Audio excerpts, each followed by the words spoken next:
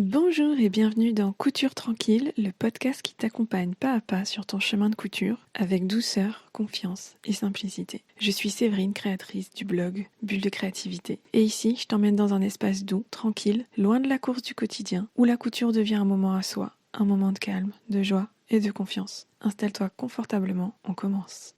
Aujourd'hui, on va parler d'un sujet de saison, les bonnes résolutions. Mais attention, pas pour en faire la liste. Au contraire, et si cette année on décidait de ne pas en prendre ? Je vais te partager pourquoi j'ai choisi de commencer l'année sans résolution couture. Et ce que ça change dans ma manière de créer, avec plus de calme et de plaisir.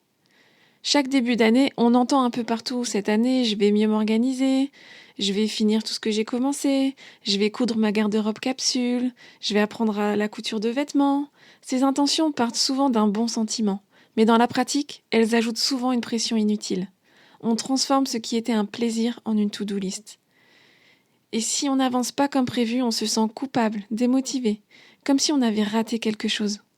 Alors que la couture, ce n'est pas un sport de compétition, c'est un espace de liberté, de créativité, d'apaisement.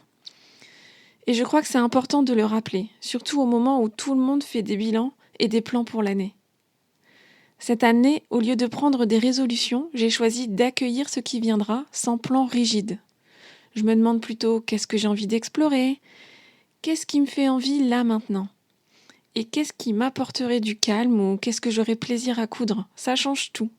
Par exemple, je peux avoir envie de coudre plus lentement, d'apprendre de nouvelles techniques ou de reprendre un projet que j'avais mis de côté juste parce qu'il me plaît. J'ai en tête les projets que j'aimerais faire prochainement. Je ne sais pas quand je les ferai ni combien de temps ça prendra, mais je sais que ça me fera du bien et c'est suffisant. Cette approche plus libre me permet aussi d'écouter mon énergie. Parfois, j'ai envie de coudre tous les jours ou toutes les semaines, et parfois pas du tout. Et dans les deux cas, c'est OK. Ce que je trouve beau quand on lâche les résolutions, c'est qu'on découvre d'autres façons d'évoluer. On avance par envie, par élan, plutôt que par obligation. Souvent, ça mène beaucoup plus loin. Parce qu'on est plus en phase avec soi, plus connecté à ce qui nous attire vraiment. Et même si ça prend plus de temps, on vit chaque étape avec plus de joie. La couture, c'est un chemin.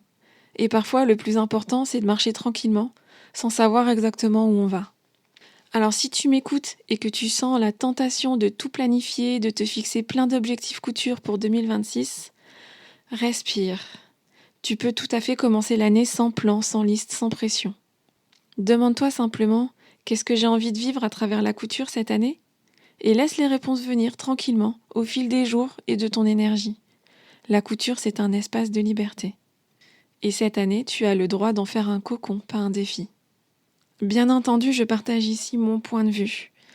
Si tu as envie de planifier, de te fixer des objectifs couture pour 2026, fais-toi plaisir. Le principal, c'est de faire ce que toi, tu as envie de faire. Si cet épisode t'a plu, tu peux t'abonner au podcast pour ne pas rater les suivants, ou le partager avec une amie qui aurait bien besoin d'un petit moment à elle. Et si tu veux prolonger l'expérience, tu peux me retrouver sur mon site Bulle de créativité ou t'inscrire à ma newsletter pour recevoir régulièrement une dose de douceur et d'inspiration couture. Je te souhaite une très belle journée et je te dis à bientôt dans Couture Tranquille. Ciao!